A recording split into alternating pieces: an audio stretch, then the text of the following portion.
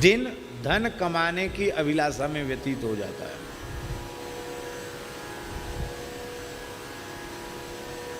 कुटुंब के और बाकी बचा खुचा समय कुटुंब के भरण पोषण में चला जाता है। यहां एक बात हमने विचार की कि व्यवायेन च बावया, व्यवायेन निद्रया ह्रियते नक्तम व्यवायेन च, व्यवाय भोग में, तो भोग में रात्रि व्यतीत हो जाती है, ऐसा क्यों लिखा है? तो हमको स्मृतियां पढ़ने से, धर्मशास्त्र पढ़ने से ये बात का समाधान मिला। हमारे यहाँ धर्मशास्त्रों में लिखा हुआ है कि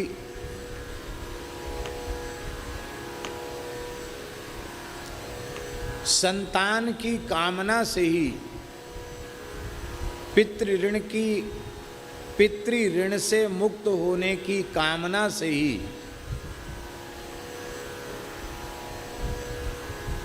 और अधिकृता पत्नी की निकट जाना चाहिए, धर्मशास्त्रों में लिखा है। उसमें भी संस्कारों में गर्भाधान संस्कार को एक संस्कार कहा गया है। उस पवित्र पद्धति से जीव गर्भ में आएगा तो निश्चित ही कोई विशेष दिव्यात्मा ही गर्भ में आएगा, और उस दिव्यात्मा बालक या बालिका के जन्म लेने से आपका गृहस्थाश्रम सफल हो जाएगा। धन्यो गृहस्थाश्रम। तो धर्मशास्त्र की विधि है। अब हम क्या कहें? शास्त्र की दृष्टि से सहशयन निषिद्ध है। सहशयन, एक साथ सोना, धर्मशास्त्र की दृष्टि से निषिद्ध है। केवल प्रजोत्पत्ति के निमित्त ही सहशयन है, निरंतर सहशयन वर्जित है।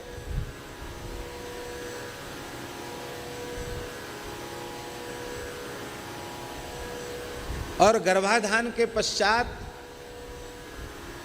पुरुष को तत्काल शैया का त्याग करना है,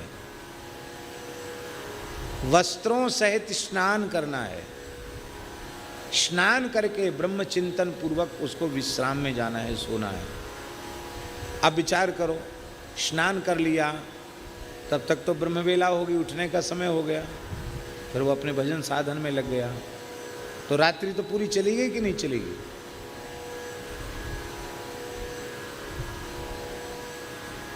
आजकल बेडरूम बनाते हैं, शयन गृह बनाते हैं। ये वास्तु वाले लोग भी कहते हैं यहाँ भोजन करो, यहाँ बैठ के लोगों से मिलो, यहाँ यूँ करो, यहाँ त्यों करो, ये बच्चों का कक्ष है, ये अमुक का कक्ष है। हमारे धर्मशास्त्र में जो प्राचीन वास्तु है रमाकांत जी, उसमें एक घर है, उसका नाम है रति गृह। क्या नाम है? एक घर है, उसका नाम है रति गृह। प्रजोत्पत्ति के निमित्त ही वहां स्नान करके पत्नी जाती है। अब है कहीं रति गृह अलग से? इसलिए गृहस्थों के घरों में जाकर उनके बेड पर बैठने योग्य नहीं है, छूने योग्य नहीं है। आचार विचार पवित्रता सब नष्ट हो गई। जैसे रति गृह है, वो केवल रति के लिए ही उसको उपयोग किया गया और किसी दूसरे कार्य के लिए उसका उपयोग नहीं किया गया। ठीक इसी प्रकार से एक कोप गृह भी होता था, एक रति गृह और एक कोप गृह।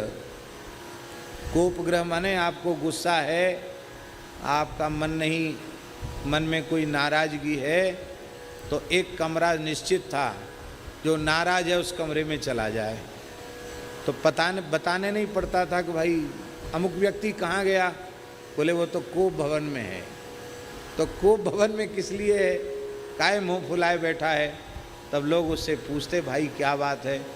और कोप भवन का डेकोरेशन भी उसी तरह का होता था कि पता चले ये कोप भवन है, नाराज है। रति गृह का डेकोरेशन भी उसी प्रकार से होता था। अब आज की वास्तु, पुरानी वास्तु सब इस तरह की।